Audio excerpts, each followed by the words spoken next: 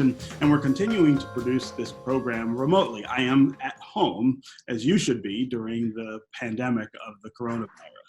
Although this virus is affecting people all over the country and all over the world, it's communities of color that tend to get hit harder because of poverty and underlying health issues. The U.S. Surgeon General has identified cities like Detroit, New Orleans, and Chicago as coronavirus hotspots. I had a frank discussion about the connection between race, health, and this pandemic with Harvard University public health professor David Williams and with Michael Rafferty, who's president of New Detroit.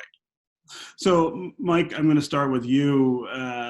You and I have had this conversation before. This was your idea to try to convene this conversation right now during the pandemic. But it's an issue we deal with consistently, especially here in the city of Detroit, the deficits that we see with regard to public health, with access to resources, and the connection between those deficits and systemic racism and systemic poverty are very clear every day here in the city of Detroit.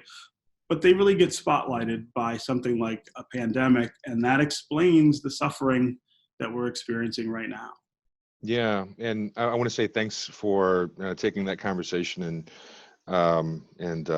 entertaining it and hosting us here. And for context, New Detroit, for those of you who don't know, is an organization that was formed in the late '60s to understand and address institutional and structural racism in the region. And one of the things that as we have spent time trying to understand racism and trying to come up with the right interventions, one of the things that we notice time and time again, not just in the region and in the city, but across the country, is that healthcare is one major area where we notice rampant disparity. A quarter, roughly, of Detroiters report that they can't access healthcare because of cost.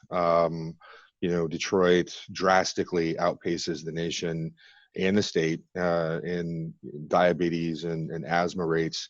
And it's things like that that give us reason to have concern, and we should have had concern, quite frankly, much earlier about the effects of a pandemic, the effects of any sort of major healthcare crisis, in the city of Detroit and cities like Detroit.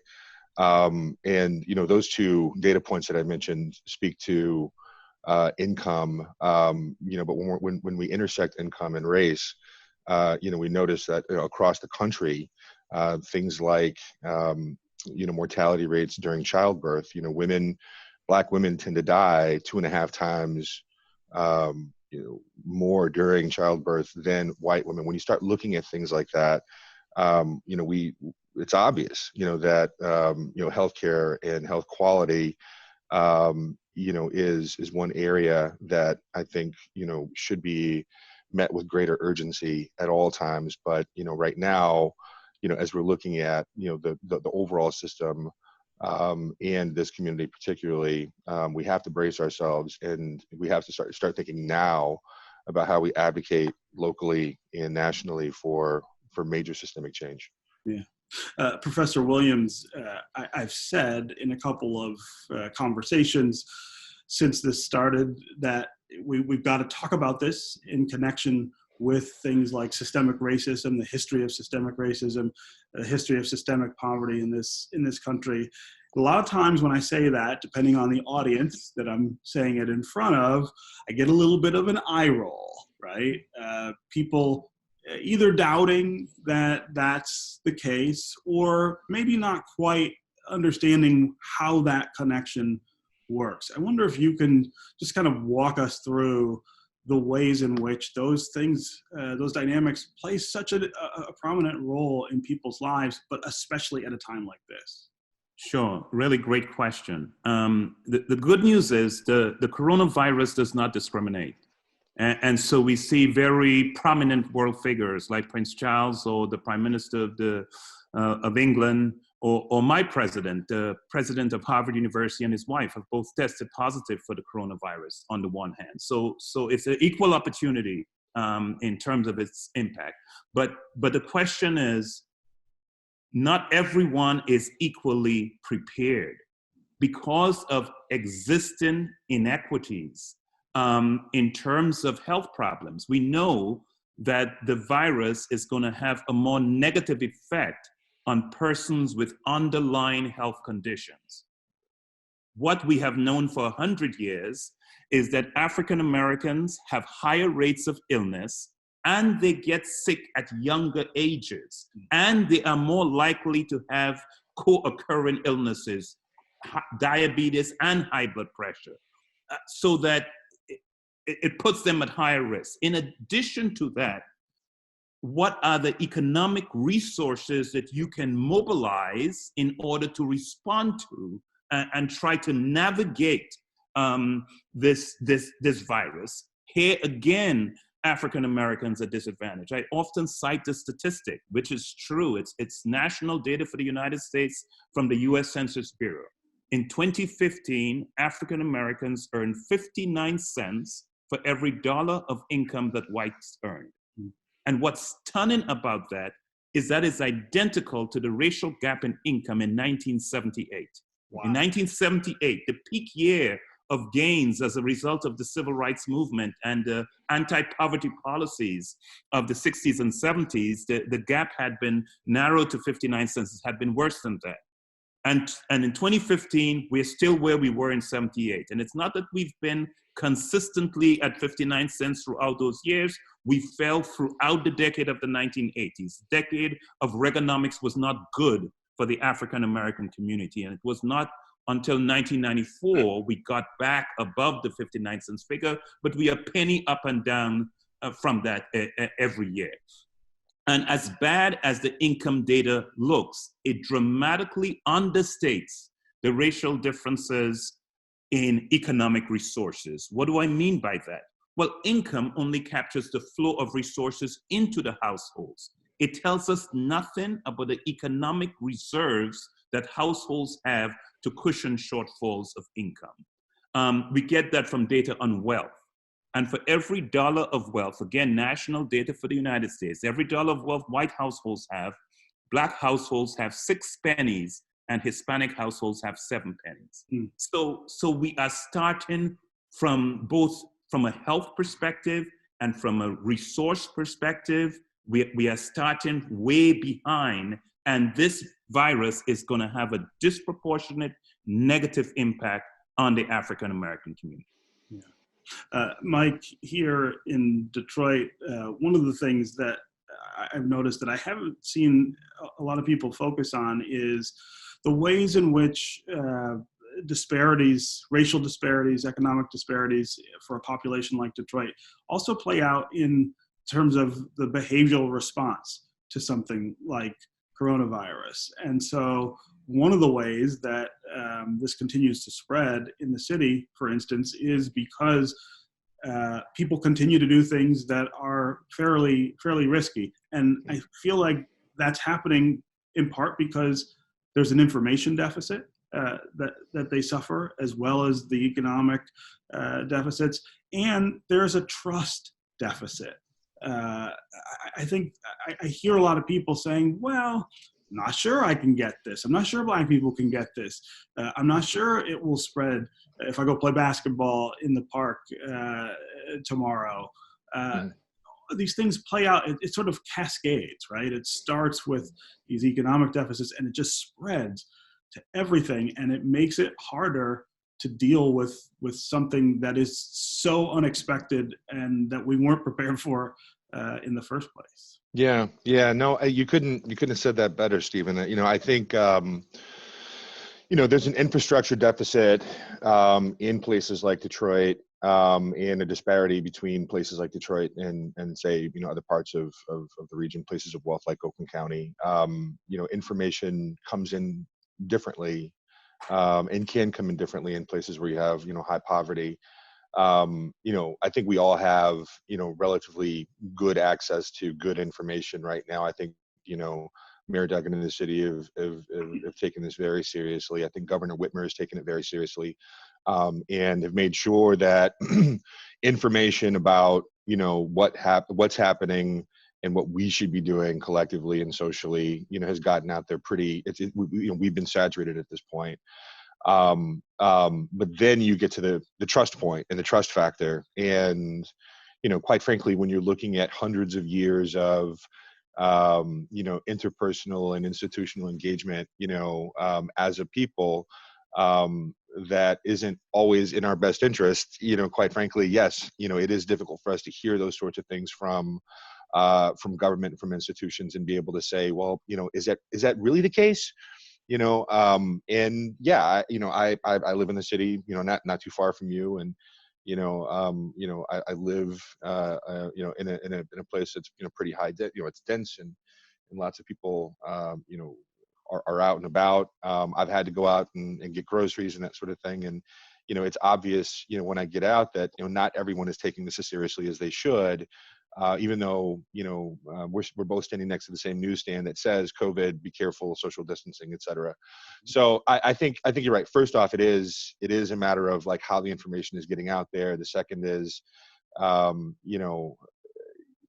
people have to live, and I'm actually gonna add a third point to this. When we're thinking about sort of the economic factors that play out long term, there's a short term factor too. When there some of the stats that I've heard is that the unemployment rate is going to go up to something near 30%, which is something we haven't seen in this country, in a very long time, if ever. And there are a number of people who I've seen out actually trying to get money, trying to find a way to bring in revenue, trying to find food and other resources. And on some level, I think the behavior that you're seeing is certainly a resistance because of lack of trust. But on the other side, it's because there are basic needs that people are still seeking, as they're going out. Yeah. Professor, I always like to try to draw some hope or optimism out of every situation. I wonder what your work, what your study of history, and the ways in which systemic racism and poverty have affected the African-American population tell you about solutions or the potential for solutions to things like this. I mean, I think we're all bracing for catastrophic consequences from what is going on right now, but there will be a day when we're past it. There will be a day when we go back to some normalcy. What are some of the things we ought to be thinking about when we get to that? Well, I think what the research tells us, we know what the causes of the problems are. We know it's systemic racism. More specifically, it's the residential segregation that was developed as an explicit policy to protect white families from contact with Blacks. And that has been entrenched in place in the United States. One historian writing a book about residential segregation argued it was one of the single most successful domestic policies of the 20th century in the United States. And how powerful it is it? And what are its consequences? One of my colleagues at Harvard, a renowned economist, David Cutler, did a national analysis for the United States looking at the impact of residential segregation. And he showed statistically, if you could eliminate residential segregation in America overnight, you would eliminate completely Black-white differences in income, in education, and in unemployment, and reduce Black-white differences in single motherhoods by 2/3. All of those differences are linked to opportunity that are allocated in the United States by place, by where you live. So clearly what we need for Detroit, for poor Black communities, for poor Latino communities, for poor communities in Appalachia, we need a Marshall Plan to improve access to opportunity. I'm talking about quality of education, access to employment opportunities, ladders that provide a future for young people growing up so they have something to hope for and something to look forward to. So yes, this pandemic is going to have adverse consequences. Could it be a moment of truth where America can get the political will, can empathize with the plight of the disadvantaged and decide that this is unacceptable in our great nation, and we will work together to provide a future for every child, regardless of the color of their skin. This is unprecedented. We know that. It's unprecedented in terms of depth and scale. And when things like this have historically happened across, across the country or across the globe, it becomes a time for, comprehensive evolution. The markets change, behavior changes, policy is forced to change. Some of the things that we're talking about in this call, in this conversation is, where we have failed, where we failed socially, where we failed as a unified social system over the course of hundreds of years, but certainly and egregiously now after we've been talking about things like civil rights for as long as we have.